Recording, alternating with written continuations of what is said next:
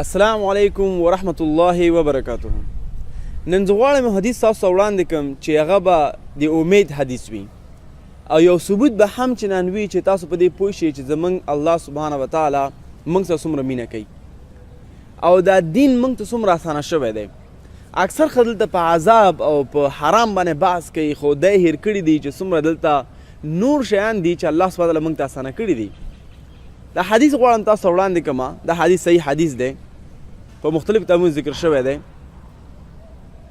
چې الرسول صلی الله علیه وسلم فرمایي، د حدیث ابو امنا راوي دی چې الله سبحانه وتعالی دو ملائکې زمونږ په اوږو کې نیولي دي، په چپ او په راس باندې.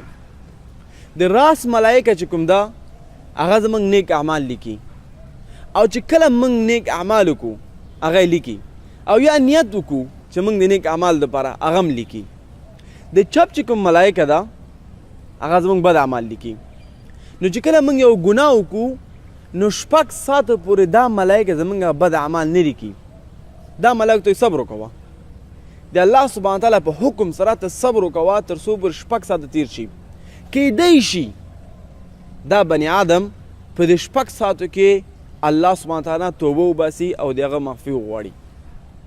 که چېرته یو ګناه وکړه، مثال ته یو ګنده فلم په خپل موبایل کې ولیدو، ستا د هغه ګنده فلم بدعملي نه لیکل کېږي تر 6 ساعتو پورې،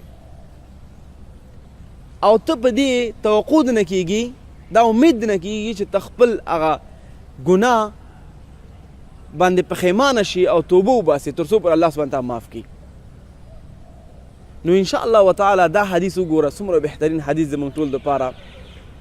6 ساعته ته بیا هم وخت درکړي هغه نه بعد تا خدای پاک بېطاعتي کړې ده، د هغې اطاعت دې نه ده کړی، بیا هم تا ته 6 ساعته وخت درکړی ده چې زه ستا بد اعمال په خپلو ملایکو باندې نه لیکم، توبه وباسه. نو انشاءالله تا توبه وباسله، هلته ستا کتاب خالی دی او تا ته الله سبحانه همیشه جنت الفردوس وعده درکړې ده. نو وګورې دا رحمت ته، وګورې دا رحیم ته، وګورې دا الحدود ته، او وګورې دا رحمان ته.